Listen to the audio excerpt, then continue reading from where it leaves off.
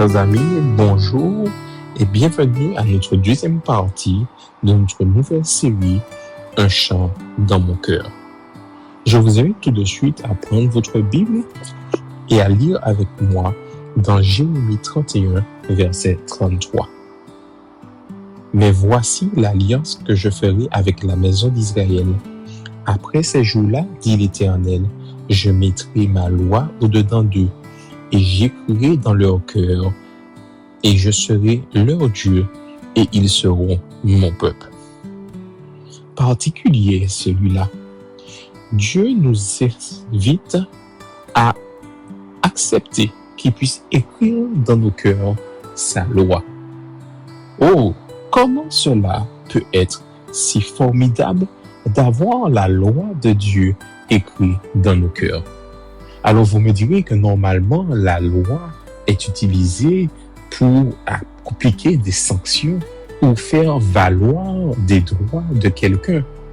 Mais cette loi est différente parce que cette loi ne ressemble à aucune autre. Cette loi est une loi qui a été mise en place pour le bon fonctionnement de notre être. Laissez-moi vous donner un exemple. Vous allez acheter une voiture, vous arrivez chez le vendeur et la première chose que vous demandez au vendeur, comment ça fonctionne? Comment faire pour que la voiture marche bien? Qu'est-ce qu'il faut faire pour un bon entretien de mon véhicule? Ben voilà la réponse. Dieu, notre Créateur, pour un bon entretien, pour un bon fonctionnement de notre corps, nous a donné une loi.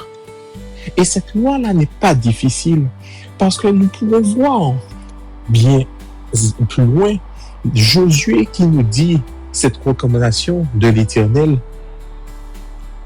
que ce livre de la loi ne s'éloigne point de ta bouche. Médite-le jour et nuit pour agir fidèlement selon tout ce qui est écrit. Car c'est alors que tu auras du succès dans tes entreprises. C'est alors que tu réussiras. Vous voulez que votre voiture fonctionne bien. Vous voulez que votre corps vive bien. Vous voulez être en bonne santé. Vous voulez réussir. Cette loi-là qui est dans votre cœur, il faut qu'elle s'exprime. Il ne faut pas laisser autre chose s'écrire dans vos cœurs. Laissez Dieu écrire cette loi dans votre cœur. Et on pourra s'exclamer avec David dans le psaume 119, verset 172, que ma langue chante ta parole, car tous tes commandements sont justes. Oh, j'ai envie de vous inviter aujourd'hui à chanter ces lois, mais pas juste les chanter de la langue, mais les chanter dans votre vie tout entière, parce que cette vie appliquée par la loi que Dieu nous donne sera la meilleure pour votre être. Non seulement par rapport à votre cheminement pour la vie éternelle, mais pour votre réussite ici-bas. Cette loi est importante, cette loi est parfaite, et nous pouvons le lire encore. La loi de l'Éternel est parfaite, elle restaure l'âme. Les témoignages de l'Éternel est véritable, il rend sage l'ignorant.